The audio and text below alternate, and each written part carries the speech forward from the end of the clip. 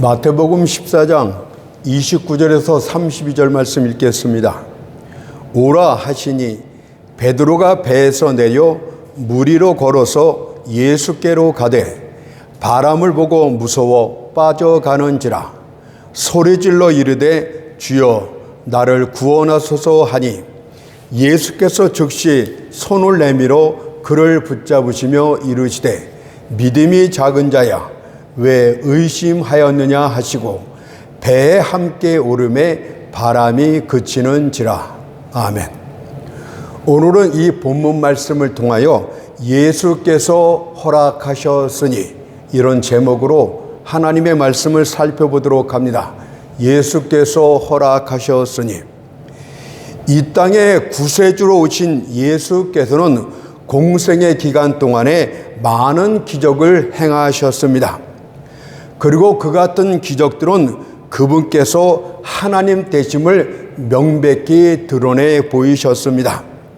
먼저 본장에 5,000명을 먹이셨던 오병이어의 기적은 그분께서 우주의 식량을 공급하시는 하나님이심을 증거해 주는 것이고, 이어서 무리를 걸으셨던 기적은 그분께서 자연을 지배하시고 통치하시는 하나님이심을 보여주는 명백한 증거가 됩니다. 예수께서 공생의 사역을 시작하신 지 2년 정도가 지났을 무렵 12 제자들이 전도 여행을 마치고 돌아왔을 때 그분께서는 제자들과 함께 대화도 하고 조용히 기도할 곳을 찾기 위하여 벳세다 광야로 나가셨습니다. 그러자 그분께서 광야로 나가셨다는 소문을 들은 많은 무리들이 여러 고을로부터 쫓아 광야로 모여들었습니다. 예수께서는 큰 무리를 보시고 불쌍히 여기사 그 중에 병인들을 고쳐주기도 하셨고 말씀으로 가르치시기도 하셨습니다. 무리들은 예수님의 말씀에 완전 매료된 채 시간 가는 줄도 몰랐습니다. 어느덧 저녁이 되고 무리들이 허기때가 지났으되 그들의 배고픔을 해결할 양식은 없었습니다. 그곳은 곡식이 펼쳐진 들판도 아니었고 열매가 있는 과수원도 아닌 황량한 광야였습니다. 그런데 어디에서 양식을 구해 그 큰 무리의 배고픔을 해결할 수 있단 말입니까? 고작 제자들이 할 수 있었던 것은 어린 소년이 내놓은 작은 보리떡 5개와 작은 물고기 2마리 뿐이었습니다.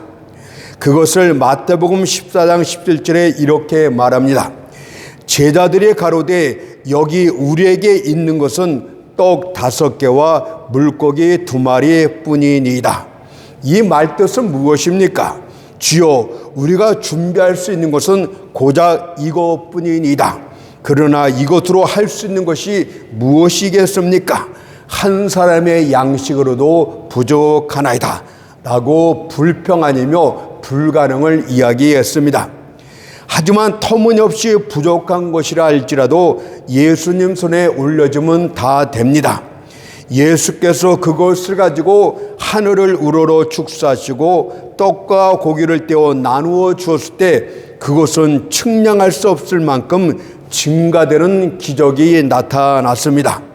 마태복음 14장 20절 21절을 보니까 다 배불리 먹고 남은 조각을 12바구니에 차게 거두었으며 먹은 사람은 여자와 아이 외에 5,000명이나 되었더라.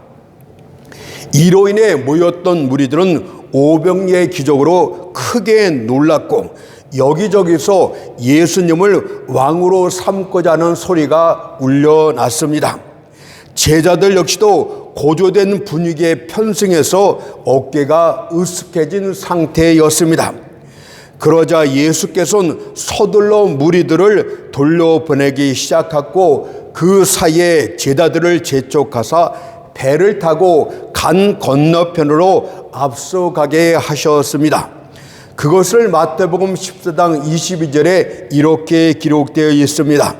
예수께서 즉시 제자들을 재촉하사 자기가 무리를 보내는 동안에 배를 타고 건너편으로 가게 하시고, 그렇다면 왜 예수께서는 무리들로부터 제자들을 서둘러 분리시키셨던 것일까요? 그동안의 예수님의 초자연적인 기적들을 계속 지켜보았던 유대인들은 그분을 자신의 왕으로 삼고자 했습니다. 저분만 계시면 먹고 살 일 걱정이 없겠다. 저분 같은 초자연적인 기적을 일으키면 우리를 로마 제국으로부터 해방시켜줄 수가 있겠다. 그들은 그렇게 마음을 굳혔고 저가 우리가 기다렸던 정치적인 메시아가 틀림이 없다, 이런 생각을 했어요. 그런데 이번에 오병이어 기적을 다시금 일으키기 시작하자 그들의 마음이 완전 굳어진 상태였습니다. 예수께서 자신을 세상 임금으로 삼으려는 유대인들의 정치의 열망으로부터 제자들을 서둘러 분리시켰던 것입니다. 오늘날 한국교회가 이 말씀을 잘 기억해야 됩니다. 정치판에서 떠들고 있는 목사들을 볼 때 여러분들 서둘러 헤어지도록 하십시오. 그 자리를 조금 더 뒤돌아보지 말고 여러분들 떠나도록 하는 것이 올바른 자세인 줄 믿습니다. 그 당시에 유대인들은 매우 잘못된 메시아관을 갖고 있었습니다. 이들은 구약에 계시된 구원자 메시아관에다가 자신들의 생각을 더하여서 자의적으로 마구잡이 해석을 했습니다. 그 결과 온 인류의 죄 때문에 제 문제를 해결하기 위하여 오신 구세주 예수를 자기들 민족만을 위한 구세주로 변질시켰고, 영원한 하늘나라를 세우기 위해서 오셨던 구원자를 자신의 나라 이스라엘을 정치적인 나라, 지상 최고의 나라로 세울 메시아로 착각하고 오해를 했습니다. 그래서 메시아가 오시면 초자연적인 능력으로 로마 제국의 압제로부터 자신들을 구원하고, 또한 궁극적으로는 이스라엘을 모든 민족 중에, 모든 만국 중에 최고의 좋은 나라로 만들어 주실 것이란 착각을 일으켰던 것입니다. 성경의 구약에서 만국에 뛰어나게 하실 것이다, 이것은 영원한 교회를 말씀하고 있었음에도 불구하고 이들은 자기 민족, 자기 나라로 착각하고 있었다는 것입니다. 유대인들의 이런 삐뚤어진 메시아 간으로부터 여러 가지 분파가 나왔습니다. 그 중에서 특징적인 두 분파가 바로 신약에 나오는 열심당원들이었고, 또 하나는 잘 알고 있는 바리새인들, 사두개인들이 또 한 부류를 이루었던 것입니다. 먼저 마카비 가문의 후손들이었던 열심당원들을 보십시오. 그들의 특징은 무력으로 적들과 싸워서 메시아 왕국을 건설하자, 이것이 그들의 생각이었습니다. 그렇기 때문에 이들은 예수를 메시아로 받아들일 수가 없었겠죠. 생각해 보십시오. 예수님께서는 뭐라고 가르치셨습니까? 온유한 자가 땅을 기업으로 받을 것이라고 말씀을 하셨어요. 또한 오른쪽 뺨을 치거든 왼편도 돌려대라는 평강의 왕으로 말씀을 하셨습니다. 그런데 대적하고 싸우고 폭력적인 이 마카베 가문의 열심당원들이 어떻게 예수님을 메시아로 받아들일 수가 있겠습니까? 결코 그들은 예수를 무시하고 경멸할 수밖에 없었습니다. 이것은 바리새인의 경우에도 마찬가지였습니다. 바리새인들은 율법의 외식 행위를 통해서 백성들에게 무거운 짐을 지우게 했던 장본인들이었습니다. 따라서 율법의 으뜸되는 계명이 사랑이라고 가르치셨던 예수님은 눈의 가시처럼 여겨졌습니다. 뿐만 아니라 자신들 향해서 마태복음 23장 28절에서 너희가 겉으로는 사람에게 옳게 보이되 안으로는 외식과 불법이 가득하다고 책망하시는 예수님을 결코 반길 수가 없었고, 정말 죽도록 죽이고 싶은 미움의 가시였다고 생각이 됩니다. 따라서 모든 유대인들은 예수님을 배척했고 끝내는 그분을 십자가에 죽이는 그런 결과가 일어났습니다. 하지만 하나님은 이런 악한 의도도 그분의 영원한 뜻에 부합하게 만드심으로 말미암아 십자가의 사건을 바로 대속사 사건의 완성으로 이루셨다는 것은 그분이 하나님 되심을 명확하게 보여줍니다. 그렇다면 한국교회 목회자들과 교인들이 본받아야 될 점이 무엇입니까? 여기서 깨달아야 될 교훈이 무엇입니까? 정치 활동하는 세속적인 사건 목자들부터 분리하는 것이 하나님의 뜻입니다. 그들은 예수를 또다시 십자가에 못 박을 독사의 자식들이기 때문에 주님은 서둘러서 제자들을 그들로부터 떼어놓았다는 것을 기억합시다. 그렇다면 제자들이 탄 배가 바다 한가운데 이를 때쯤 되었을 때 돌풍이 불기 시작했다고 합니다. 정숙한 여인네처럼 고요하기만 했던 바다가 괴물로 돌변하여 배를 삼킬 듯이 달려들었습니다. 그때가 밤 사경이래요. 로마시로 말하는 것이죠. 즉 오늘날 새벽 3시부터 6시 무렵이었습니다. 제자들은 바다 저편 어두운 데로부터 무리를 걸어 배 가까이 오는 한 물체를 보게 됩니다. 그들은 크게 놀랐고 유령이라고 소리를 칩니다. 이에 예수께서 즉시 말씀하시기를 안심하라, 내니 두려워 말라고 하셨습니다. 그러자 베드로가 불쑥 나서 죽게 말합니다. 마태복음 14장 28절을 보세요. 주여, 만일 주시어든 나를 명하사 무리로 오라 하소서. 주여, 만일 주시어든 나를 명하사 무리로 오라 하소서. 예수께서는 오라고 말씀하시고 베드로는 배에서 내려 무리를 걷기 시작합니다. 그러나 갑자기 불어치는 바람을 보고서 베드로는 두려움에 빠졌고 곧 물속으로 빠져들었습니다. 크게 놀란 베드로는 주여 나를 구원하소서라고 소리쳤고 예수께서는 즉시 손을 내밀어 그를 끌어올리신 후 부드럽게 책망하십니다. 마태복음 14장 31절 보니까 믿음이 적은 자여 왜 의심하였느냐. 유령은 몸이 형체가 없는 것 아닙니까? 그래서 자기가 직접 한번 무리를 걸어보겠다고 말씀하셨고 주님이 진짜 주님이심을 증거하듯 주님은 손으로 그를 잡고 끌어올리셨다고 말씀하시고 믿음이 적은 자여 왜 의심하였느냐고 부드러운 책망도 더하셨습니다. 그리고 베드로는 주님과 함께 무리를 걸어서 배 위에 올랐고 이를 보았던 배 안의 모든 사람들이 예수께 절하며 당신은 진실로 하나님의 아들이로소이다 이렇게 하면서 이 사건이 이 기적이 매듭을 짓습니다.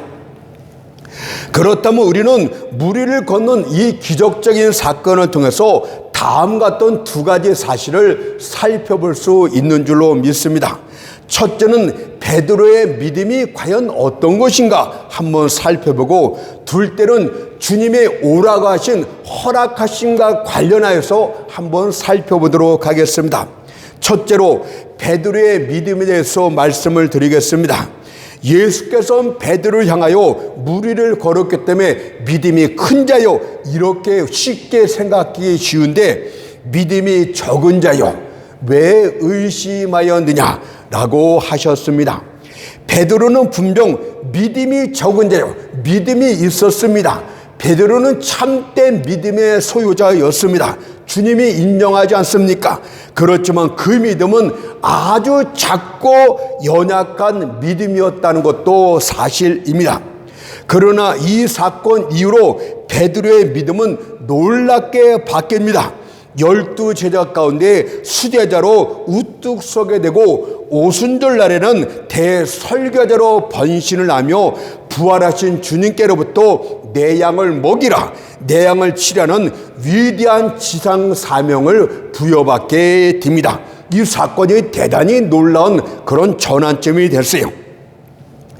가장 작은 믿음이라 할지라도 불신과 비교해 볼 때는 그 사이엔 도저히 넘어설 수 없는 큰 간격이 있게 됩니다. 가장 연약한 믿음이라 할지라도 그것은 위의 하늘을 향해서 올라가는 것이라면 불신은 아래 지옥을 향해서 내려가는 것이기 때문입니다. 마치 이것은 한 사람이 연약하지만 여전히 그는 살아있는 사람이고 또 다른 사람은 죄와 허물로 죽어있는 사람입니다.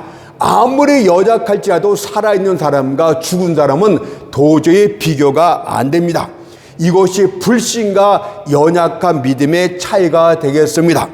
그렇다면 큰 믿음과 작은 믿음의 차이에는 어떤 것이 있을까요? 첫 번째로 연약한 믿음의 특징은 기적과 표적을 구한다. 이런 진리를 본문에서 보게 됩니다. 베드로가 왜 무리를 걷겠다고 원하고 주님 앞에 요구했던 것일까요? 그와는 달리 다른 제자들은 왜 배에 그냥 머물러 있었던 것일까요? 그 이유는 한마디로 베드로의 믿음이 아주 연약했기 때문에 그렇다고 말할 수 있습니다. 강한 믿음은 표적이나 징조를 절대 구하지 않습니다.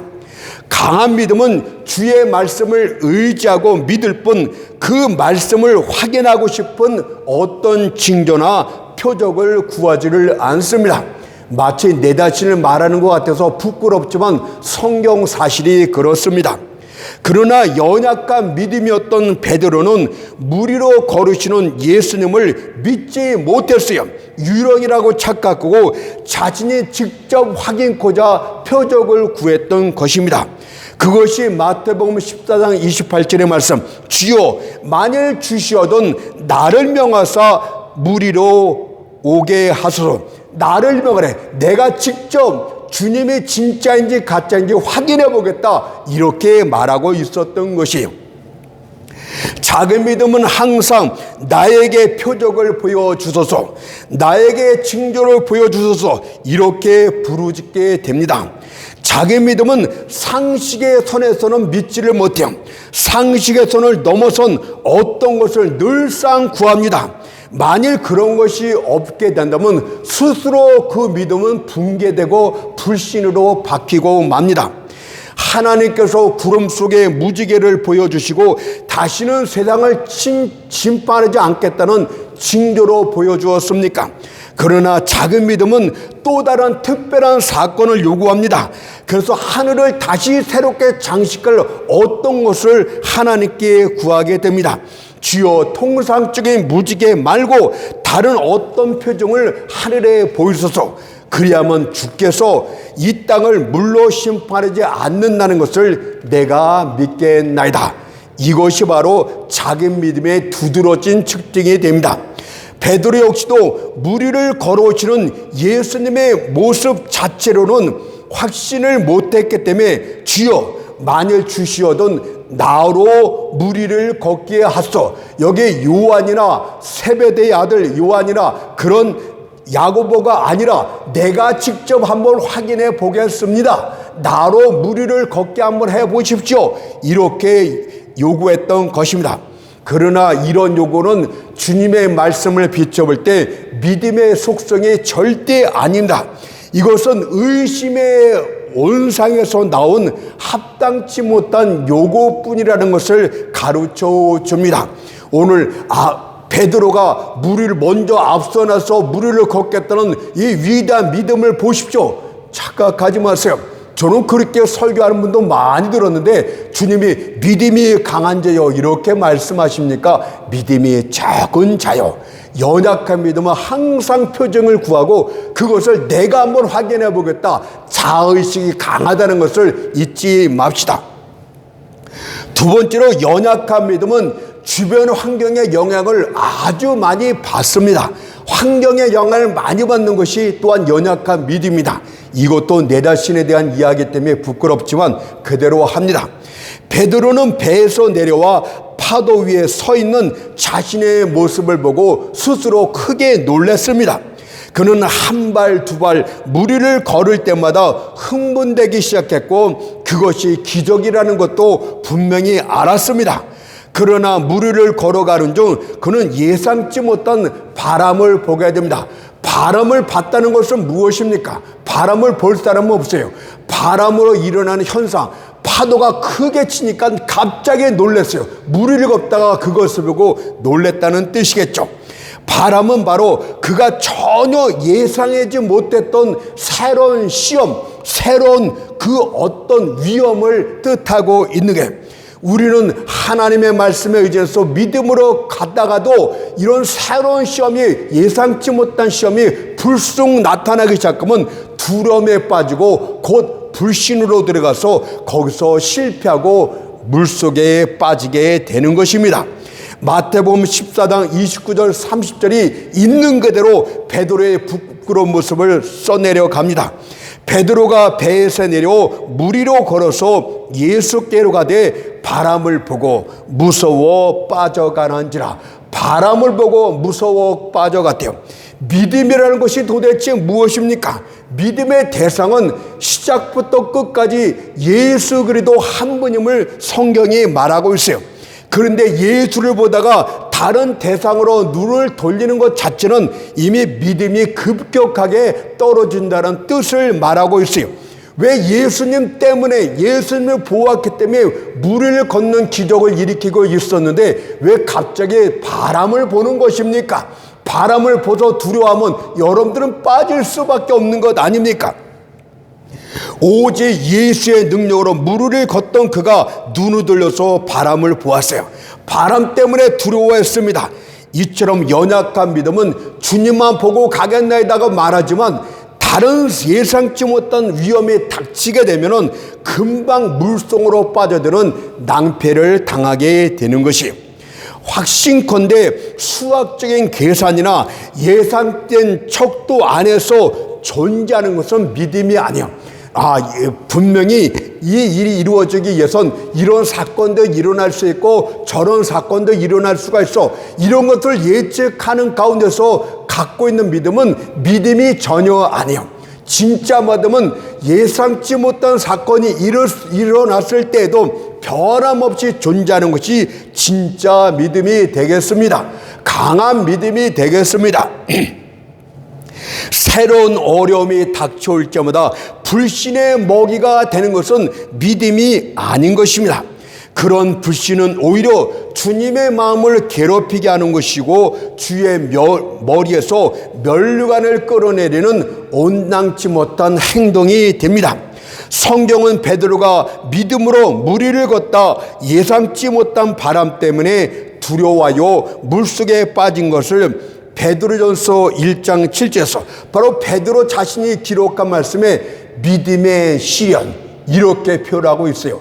아주 우스운 것 같으면서도 아주 정확하게 말하고 있지 않습니까? 믿음의 시련.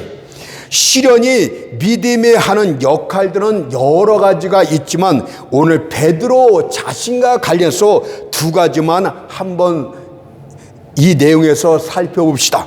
첫째로 시련은 믿음의 크기가 어떤지를 확인시켜주는 역할을 합니다. 이 시련 때문에 베드로가 큰 믿음인 것처럼 착각할지 모르겠지만 정확하게 확인시켜줬대요. 믿음의 크기가, 믿음의 힘이 어느 정도인지를 정확하게 시련이 확인시켜 주었대요.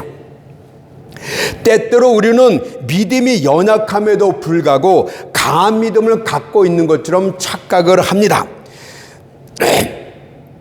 사실 믿음이 시련을 당하기 전까지는 그 믿음이 강한지 약한지 그 누구도 알 수가 없는 것이 없습니다. 매일 침대에 누워 있으면서도 자신이 강하다고 생각하는 팔순 노인이 있었습니다. 그는 말하기를 이 추운 겨울이 지나면 내가 바깥에 나가서 풀베기와 땅을 다 일구어야지, 넓은 논밭을 내가 다 갈아엎어야 되겠다, 이런 생각으로 자기의 힘을 자랑한 듯 생각을 했습니다. 그러나 정작 봄이 찾아오자 삽과 곡괭이를 드는 순간에 그는 이렇게 말합니다. 역시 늙은이는 늙은이군, 이렇게 말했을 뿐입니다. 여러분들, 바뀌지가 않아요. 생각과는 완전히 시련이 그 무거운 삽과 곡괭이로 단단한 땅을 일구는 순간부터 자기의 그 모든 생각들은 싹 바뀌고 말았어요. 사람들은 바람이 잔잔할 때는 자신의 믿음의 범선이 강하다고 생각을 합니다. 그러나 과연 그 범선이 폭풍에도 견딜지 누가 자신한단 말입니까? 실제로 폭풍 가운데 넣어봐야, 폭풍을 만나봐야 믿음의 범선이 강한지 약한지 발견할 수 있는 것 아닙니까? 사도행전 27장 41절을 보니까 배 이물은 부딪혀 움직일 수 없고 고문은 큰 물결에 깨워져 가니, 이런 상태가 될까 두렵습니다. 어떤 이는 한 손으로 7 귀신을 당당 때려 눕힐 수 있다고 호언장담을 합니다. 그러나 그런 생각할 때는 10m 범위 안에 작은 귀신 하나도 없었을 때 그런 이야기를 하는 거예요. 정작 작은 귀신 하나가 나타나 힘을 쓰게 되면 그는 주랭랑을 칠지도 모르겠습니다. 따라서 주님께서는 우리의 믿음이 강한지 약한지를 정확하게 가르쳐 주시기 위해서 종종 믿음의 시련을 보냅니다. 베드로가 앞서 나가 바다 위를 걷는다고 했을 때 다른 제자들은 그의 믿음이 정말 강하구나 이렇게 생각했을지도 모릅니다. 그러나 바람을 보고 즉시 무서워서 물속에 빠져드는 그를 볼 때 믿음이 작은 자였구나를 알게 되었을 줄 믿습니다. 두 번째로 시련은 믿음의 진위 여부도 확인시켜 줍니다. 믿음이 진짜인지 가짜인지도 정확하게 시련이 가르쳐 줘요. 우리가 울창한 숲을 지날 때면 그 안에 꿩이 있는지 토끼가 있는지 알지 못합니다. 그러나 만일 숲을 향해서 큰 소리로 외치게 되면 그 안에 숨어있던 것이 튀어나오게 됩니다. 이와 마찬가지로 우리 안에 믿음이 있는지 없는지는 큰 시련이 우리 마음을 세차게 두드리기 시작할 때 그 안에 있는 것이 불쑥 나오게 됩니다. 그렇다면 베드로는 믿음이 진짜였을까요? 가짜였을까요? 베드로의 믿음은 작은 믿음이었지만 그 자체는 진짜였음을 말씀하고 있어요. 왜냐하면 물에 빠졌을 때 그는 자신의 힘으로 헤엄쳐 나오거나 허우적 때리지 않고 즉각 예수님께 부르짖어 기도를 했기 때문입니다. 마태복음 14장 30절을 보세요. 소리질러 가로되 주여 나를 구원하소서. 고난을 당할 때 믿음은 항상 기도자여 부르짖게 됩니다. 이것이 진짜 믿음의 특징이 됩니다. 그러나 불신은 자기 자신의 힘을 의지하거나 여기저기 사람들을 찾아다니면서 도와달라고 외칠 뿐입니다. 여러분 고난이 왔을 때 기도합니까? 주여 구원하소서 이렇게 외치고 있습니까? 아니면 자신의 힘으로 뭔가 해결해 보려고 그렇게 인간적인 힘을 동원합니까? 믿음의 진위 여부가 결정이 됩니다. 예수께서는 즉시 응답하여 물에 빠진 베드로를 끌어내 주었어요. 그렇다면 시련 가운데 계신 여러분, 믿음으로 나아가다가 낭패를 당하신 여러분, 정작 여러분들의 믿음의 사람이라면 베드로처럼 죽게 도와달라고 기도하십시오. 그렇게 할 때 다시 한번 무리를 걷는 놀라운 기적을 체험하게 될 줄 믿습니다. 두 번째 생각할 것은 주의 허락하심이 되겠습니다. 베드로가 주를 향해서 주여 만일 주시어든 나를 명하사 무리로 오라 하소서라고 물었을 때 주님께서는 오라고 허락을 하십니다. 베드로는 허락한 말씀, 오라는 허락한 말씀에 의지하여서 배에서 내려 무리를 걸었다고 합니다. 분명한 사실은 그는 자기 판단에 따라서 무리를 걷는 모험적인 행동을 절대 하지 않았어요. 자기 마음대로 무리를 걷는 모험적인 행동을 절대 하지 않았습니다.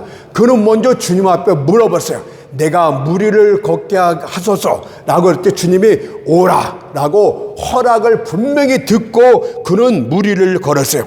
그러나 그는 몇 발자국도 못 가서 물속으로 빠져들었습니다. 이게 도대체 어찌된 일입니까? 어떻게 주의 승낙이 있었음에도 불구하고 물속에 빠져드는 낭패가 일어날 수 있습니까? 혹시 주의 능력이 부족했던 것은 아닙니까? 아니면 주의 허락이나 주의 약속이 믿지 못할 것은 아닙니까? 여러분들 가운데는 베드로와 같은 경험을 한 자들이 있을 것입니다. 분명히 오라라는 주님의 허락의 말씀은 어떤 의미가 내포되어 있을까요? 여러분들이 목적지에 이를 때까지 주가 책임져 주시겠다는 약속이 거기에 내포되어 있는 것 아닙니까? 오라고 말씀하셨기 때문에 책임지겠다는 것을 가르쳐주고 있는 것 아닙니까? 따라서 중간에 물속에 빠지는 낭패가 있게 되면 여러분들은 원망과 불평을 하게 됩니다. 주여, 이게 도대체 어찌된 일입니까? 내가 주께 여쭤보지 않았습니까? 또 주님은 와도 된다고 허락하지 않았습니까? 그런데 내가 무리를 내가 스스로 걸은 것도 아닌데 주님의 허락하여서 내가 나아갔는데 물속에 왜 빠지는 것입니까? 라고 불평을 합니다. 또는 내가 성경에 기록한 주의 약속을 굳게 믿었음에도 불구하고 어찌하여 이런 낭패가 생긴 것입니까? 과연 성경은 믿지 못할 책이란 말입니까? 이렇게 불평할 수도 있습니다. 그러나 예수께서는 이 실패와 낭패를 통해서 베드로에게 교육시키고자 하는 또 다른 체험과 교육이 있었습니다. 그것은 바로 그가 주의 허락하심의 축복을 받는데 부족함이 없는 믿음의 그릇으로 성장시켜 나가고자 하는 하나님의 계획이 갖고 있으세요.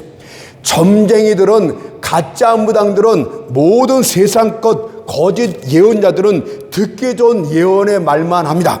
그러나 성경은, 하나님은 절대 그렇게 하지 않아요. 그분이 만약에 좋은 예언을 허락하셨습니까?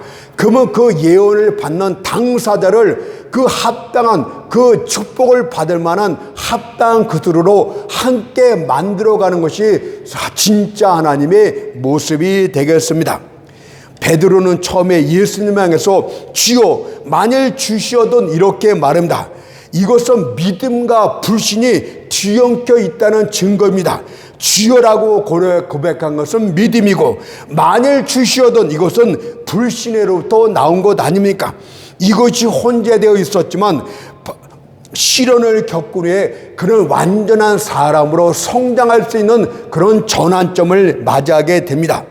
먼저 그는 배 위에 오른 후에 주를 향해서 마태복음 14장 33절 말씀처럼 진실로 하나님의 아들이로소이다. 준지 주가 아닌지 반신만이 했던 그가 이제 완전히 배 사람들과 함께 진실로 정말이라 있듯이 내가 이 경험을 겪고 나니 진실로 하나님의 아들이로소이다 라는 온전히 주님을 의지하는 믿음을 갖겠습니다. 실제로 이 사건이 일어난 후에 주님께서 제자들에게 이렇게 물어보셨어요.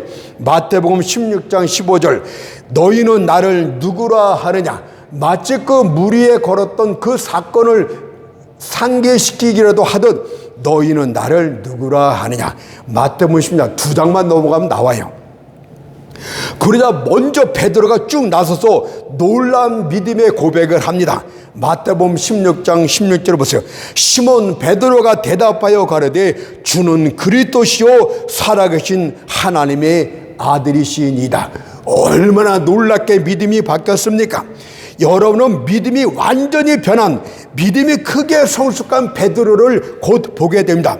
분명 동일한 베드로인데 물에 빠지기 전에 베드로와 물에서 건진받을 후의 베드로는 완전히 다른 사람이었다는 것을 믿으십시오. 바로 이것이 물에 빠졌던 경험을 통해서, 물에 빠진 경험으로 배웠던 교훈이 되겠습니다.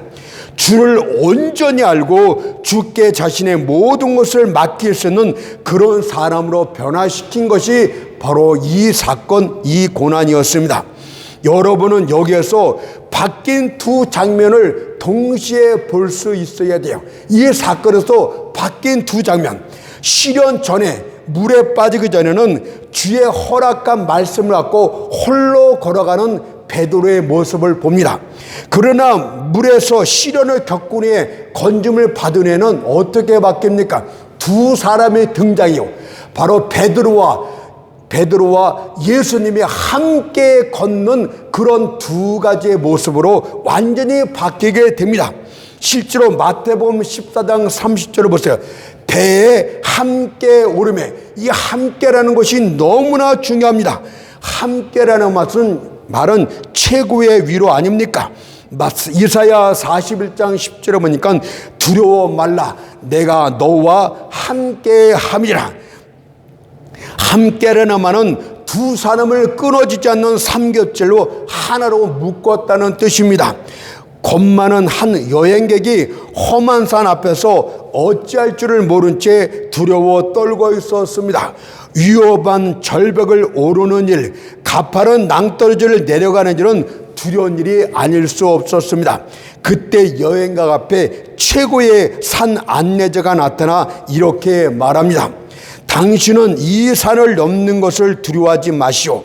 내가 이 밧줄로 당신과 나를 하나로 묶을 테니 이제 우리는 한 운명이 되었고 하나가 되었소. 이것이 함께라는 뜻의 본질이 됩니다. 그러니 얼마나 든든하겠습니까?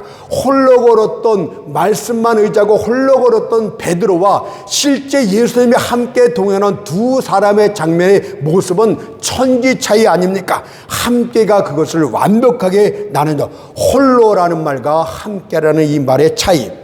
그런데 무엇이 두렵고 무엇이 안 된단 말입니까? 말씀만을 의지한 채 홀로 무리를 걷는 것과 전능하신 주님과 함께 무리를 걷는 것 중 어느 것이 더 낫겠습니까? 그러니 두려워하지 맙시다. 주님께서 약속하시고 허락하셨음에도 불구하고 중간에 큰 낭패를 당한 것은 오히려 더 큰 유익이 됩니다. 이 시련으로 인하여 여러분의 믿음은 견고해질 것입니다. 또한 견고해진 믿음과 더불어서 허락하신 일도 반드시 성취될 것입니다. 그분은 약속한 것을 포기하거나 변개시키지 않습니다. 이것이 내 약속이라고 말씀하셨다면 그 일은 반드시 이루어집니다. 마지막으로 민수기 23장 19절에서 이렇게 말씀을 하십니다. 하나님은 인생이 아니시니 시건치 않으시고 인자가 아니시니 후회가 없으시도다. 어찌 그 말씀하신 바를 행치 않으시며 하신 말씀을 실행치 않으시랴. 아멘.